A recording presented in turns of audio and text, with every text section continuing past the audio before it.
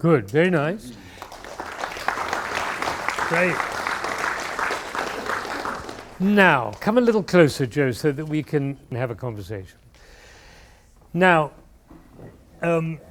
you play it very beautifully. The difficulty with the horn is that it's so difficult to play that just to play the notes is a huge challenge. And most horn players, and I must say most conductors, are happy if the horn player just plays the notes. But we're looking for something else, okay? And what we want, when you go into an audition, there are going to be 180 other horn players there who play just about as well as you do. And what they're looking for, at least they think they're looking for, is good intonation, that all the notes are well produced, that you follow the dynamics, and you have a beautiful sound. Right, those are the obsessions, aren't they, with the teachers and the players and the audition people. That's what they're looking for, because they want security. They want something to be, reliable. Like if you hire a chauffeur, you want them to look good, you want them to drive well, to be safe, to be polite. That's all you want, and on time. That's all we want. It's exactly the same with horn playing. Exactly the same. Right. Yeah. Exactly the same. But Tchaikovsky was not writing for a limousine driver. He was writing from the depths of his heart. And so he gave us all sorts of help. First of all, like Beethoven, he loved the metronome. And I don't know if you know this, but there are, in this movement, 56 tempo indications and 18 metronome marks in one movement. So this is somebody who took care and really cared about this issue. So now, let's just see what his tempo was. Do you have it in your part? I don't. You do? I do not. You do not. You see, already there you go. The people who published this didn't think it was worth informing the horn player what speed Tchaikovsky wanted it to be played. Right. And your laughter is actually perfectly appropriate, but it's true always, isn't it? They don't ever tell you how fast it's supposed to be. Okay, I'll tell you. 54. Incidentally, most conductors don't take any notice of it either. So that's the tempo, which is, you do it faster than most people do it actually already, which is great, but you don't do it quite moving enough. So then what he says is, andante cantabile con alcuna licenza. Do you know what that means? With some artistic license. Well, with a fair amount of freedom. Right, with a fair amount of freedom. Great. Then he says, dolce con molto espressivo, spaghetti bolognese, everything is in there, right? The whole thing, about as free as it could possibly be. So let's try it again. So from here, and then he puts an accent on there. My God, all this information. Here we go. 1, 2, 3. Good. What he's saying, that's beautiful. Oh, don't leave me. Oh, I love you. It has that natural flow, like you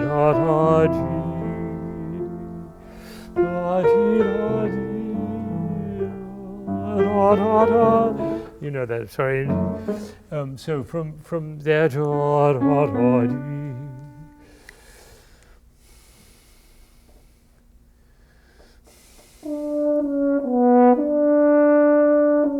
Good. Can you make the first sound very, very dolce? 3.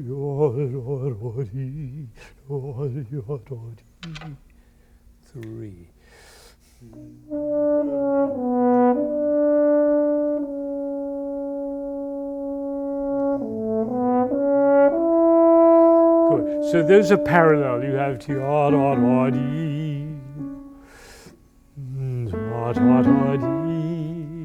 and I would suggest you lengthen the first one.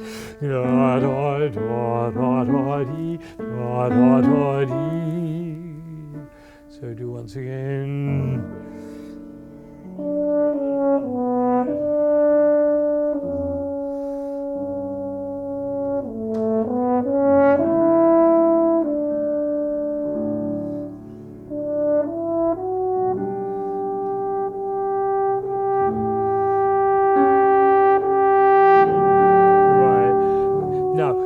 got a little stuck on that because bum, ba, bum, because you were a little under the tempo.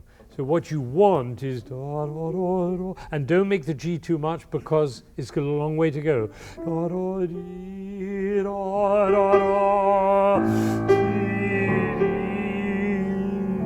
That's the destination. So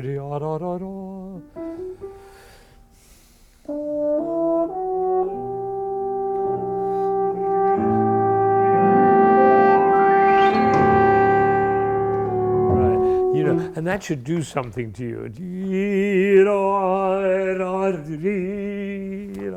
Right, try it again. And don't get too slow on da, da, da, dee, but just like you had. One of the advantages of his tempo is that it moves more, so you can be a little freer with it. And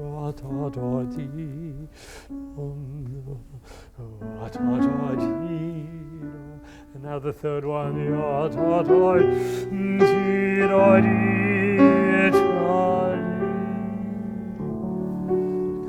try it. Let's do the first one. 2, 3.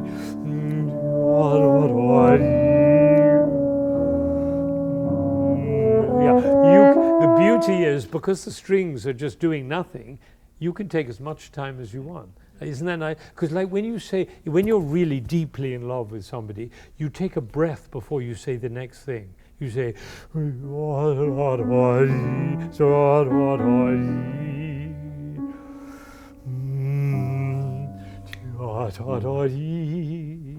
and then the third one is even more different. So you get the first one, the second one, and the third one is the big one, right? So once again, from even more, you did it more beautifully before. Go to the accent. Go to the accent.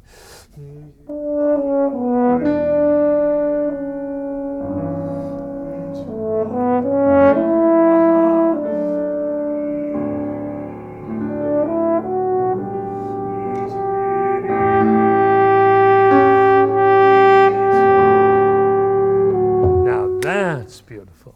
That touches the soul, right?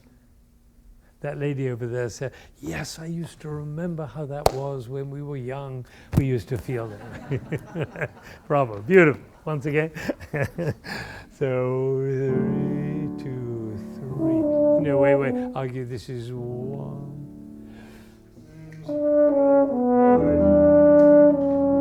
Yeah, I don't feel that accent.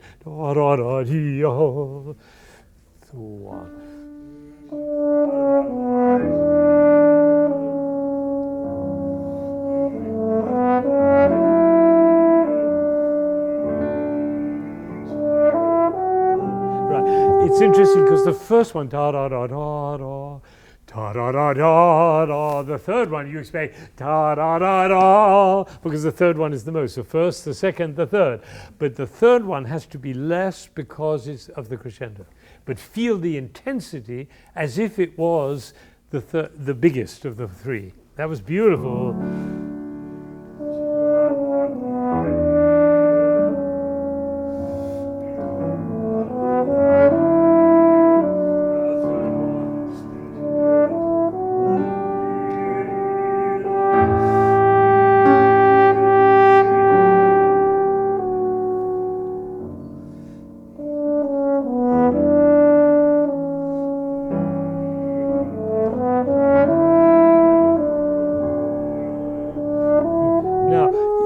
It's animando, move.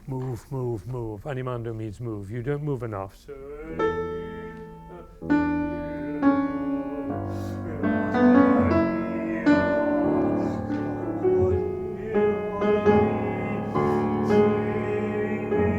and then the ritardando. Isn't that beautiful? So that was great. So do the animando, the second phrase, and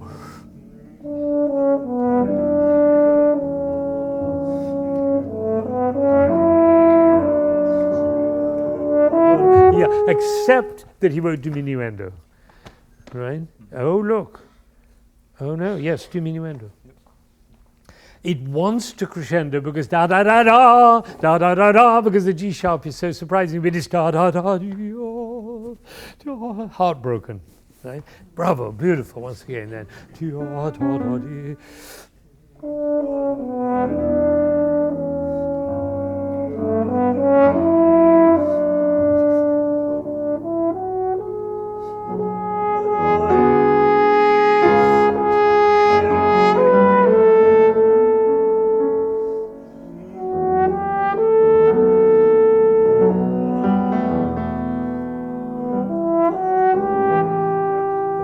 Yeah, but da da dee dee, da ya da dee, da no da da da dee. Don't make them even, because now there's a beautiful duet with the clarinet, which is an amazing.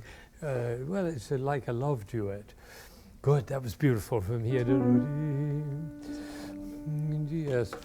Can you avoid da da ba be, because it sounds da da la da. Da da da da da. So ya da da dee da da dee da da dee dee da dee da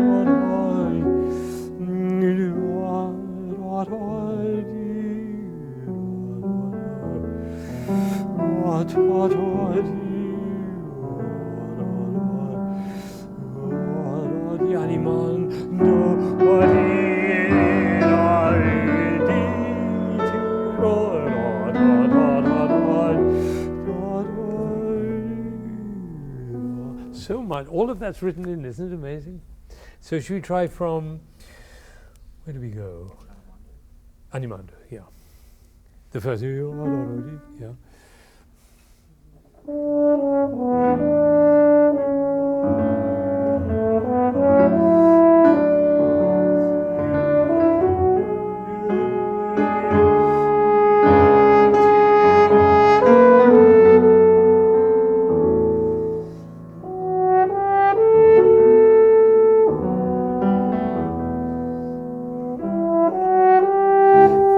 Notice something that I'm playing the clarinet part. I do, you do da da da dee, and I do da da da dee, da da da dee, not da da da dee, because it gets too square. But that was beautiful. One more time, same thing. And when you get the da da da dee, da da da dee, it's like da da da dee, da. Da da dee, da da dee, da dee. It's always ba ya ba ba ba ya ba ba. A little free. Good. So from there, beautiful. Da da da. That's gorgeous. That's beautiful. Can you look a little bit as though you were having a good time? You look awfully severe. If you do. Just right there, 2, 3.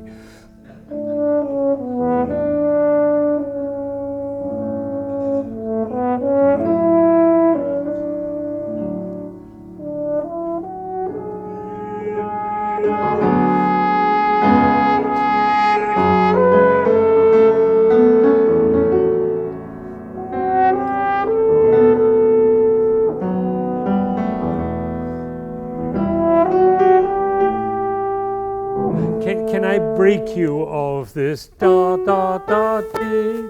Because I'm not doing that on the clarinet, so you should be listening to the clarinet and doing the same time. Timing.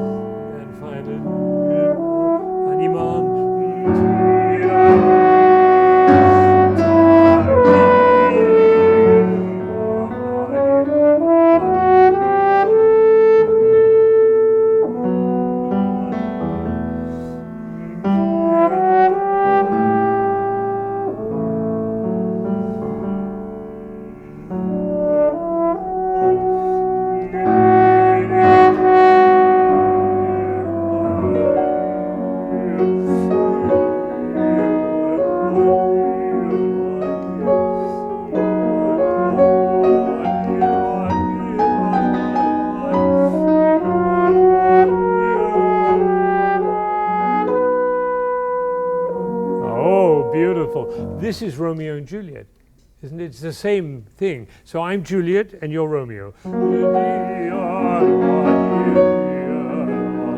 So let's do from there.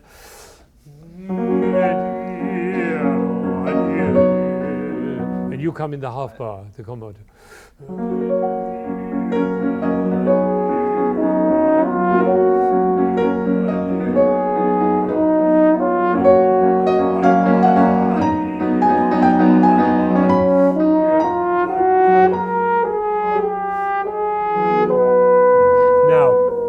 I'm a very passionate Juliet, and I expect a passionate Romeo. So I do, and you do da da da da dee da da da. Because you've been trained to be a workman-like horn player, and I'm trying to turn you into Romeo. Okay, it'll do a world of good for your whole life, I promise you. So let's go from there.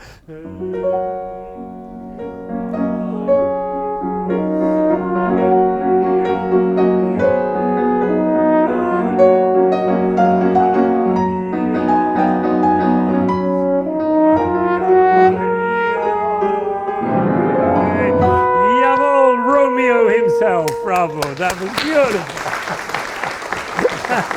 Okay, let's do the whole thing. Great. That's the way to play. Now, if you play that way, and there are 180 other people playing, well in tune, good sound, well dressed, well behaved, they won't play like you. Right.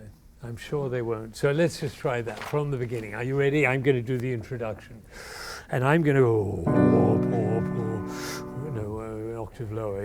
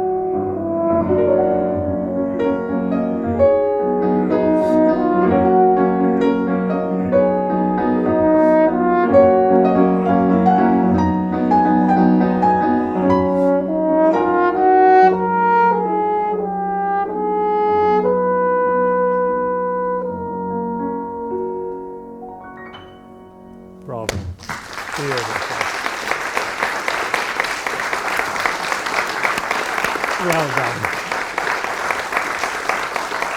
So, you know, can I tell you what that applause is about?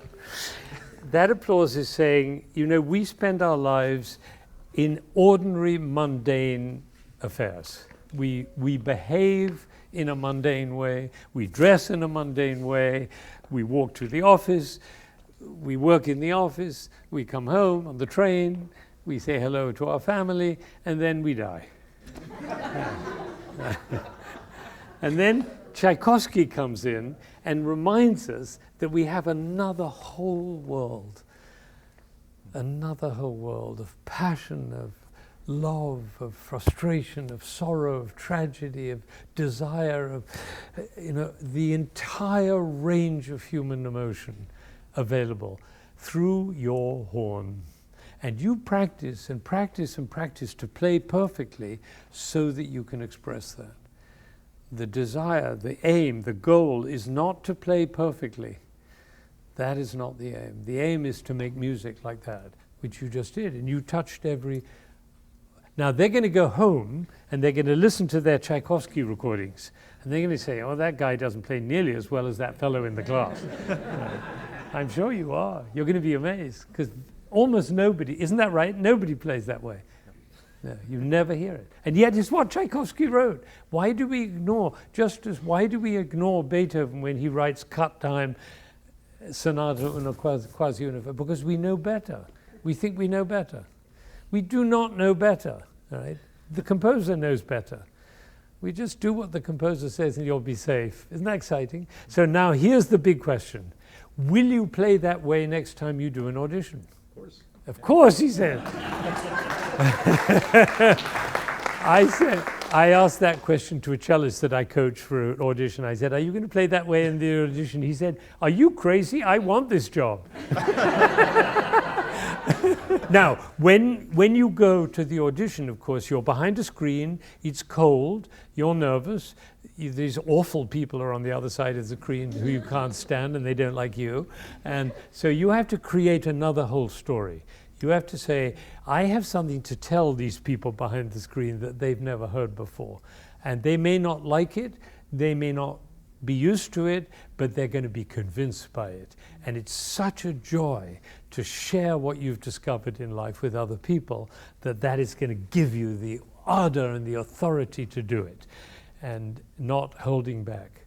And if you say, a cello friend, a young cellist that I coach, said to me, if I go to this audition and they don't like hearing it the way Beethoven wanted it, I don't want to be in that orchestra. So that's the other side of the coin, that you really only want to be with other musicians that feel passionately about the art, not just about the means of the art, of the playing. I was having a dinner with somebody once, and I got a little drunk. It was a long dinner, and we had several glasses of wine, and finally I got very carried away, and I said, music is the most passionate language of the human soul, and the music profession thinks it's about playing the fucking trumpet. And he was writing a book of quotations. Went in the book. Don't quote me. Well done. Beautiful, beautiful, beautiful, beautiful. And I just say one thing. Joe, are you a junior now? Yes. You're a junior. So Joe joined the orchestra last year, the youth orchestra last year, and he's in the orchestra this year, and he's playing, we're doing Romeo and Juliet of Prokofiev and Tchaikovsky piano concerto, and next semester we're doing Mahler 9, and he's going to be playing first horn in that, and then later on we're going to be doing Strauss till Eulenspiegel, and he doesn't know this yet, but he's going to be playing first horn in that. And so he's going to be growing at the same time as he's developing his fantastic horn playing in this way of making music and leading life. And that's part of what we offer, in addition to the training in the instrument and all of that. So it's a great, great pleasure to have you in that orchestra. Of course. Beautiful. Great. Okay.